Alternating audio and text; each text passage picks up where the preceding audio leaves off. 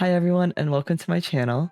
Today I just wanted to make a short video to show my pull amounts and plans for Cyrene when she drops and how I'm preparing for her. So let's get into it.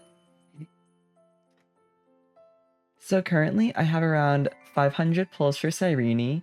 If you account for my Oneric shards and jades, it's somewhere closer to around 530. I've been mostly saving tickets for Cyrene since the 3.0 livestream, and I've skipped every single air up until Evernight, which definitely ended up hurting me in the end because of how her kit is shaping up in the leaks right now. Today is October 3rd, so we're a little less than a week off from V3, and hopefully they'll make her a better DPS with Eidolons, because that's how I kind of want to play her. As a V2, her best main DPS comp is probably with RMC, Hyacinth, and Evernight. So I already have Evernight E0S1 and I plan on getting Hyacinth E0S1 and then going all in on her. So getting into my team comp, here is my Evernight right now. I think she's a little slow, which is fine for now, but I do want her to be faster so she can be taking more turns for Cyrene to stack her ult. She's also going to need a little more crit rate because right now she's at 90% in combat without RMC's buff, and RMC is going to be giving his buff to Cyrene in the comp I want to play, so we're going to have to try to get as close to 100 as we can. I did pull her S1 for the defense ignore and the uptime for Eevee as well. I also found that in V2 at least, Cyrene wants the same set Evernight uses. For both, the planer can either be Bone or Arcadia. I think Evernight's better with Arcadia, but Cyrene wants Bone because Eevee might not always be on the field. So Evernight will always be popping the proc for the full damage percent, but Cyrene sometimes won't be.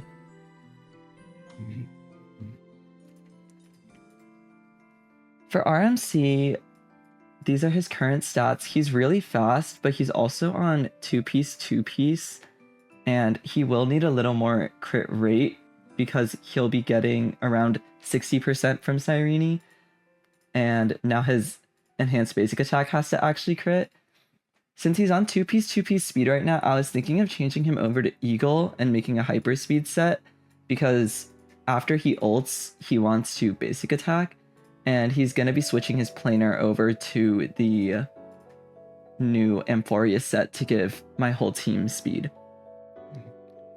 For Hyacinth, I've been putting her relics onto Hanya because they have the same base speed, and then I'm adding 14 because of Hyacinth's traces, and with that 14 from traces and the speed from like Amphoria set, Warrior Goddess, her light cone, she's like already way past 200 in combat.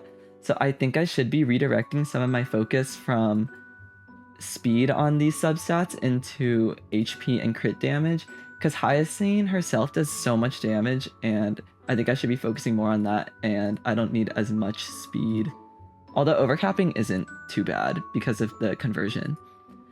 I also think it's really nice that Hyacinth uses the tree planar set because that is alongside Bone, so I can essentially farm for all three of my DPS units at the same time.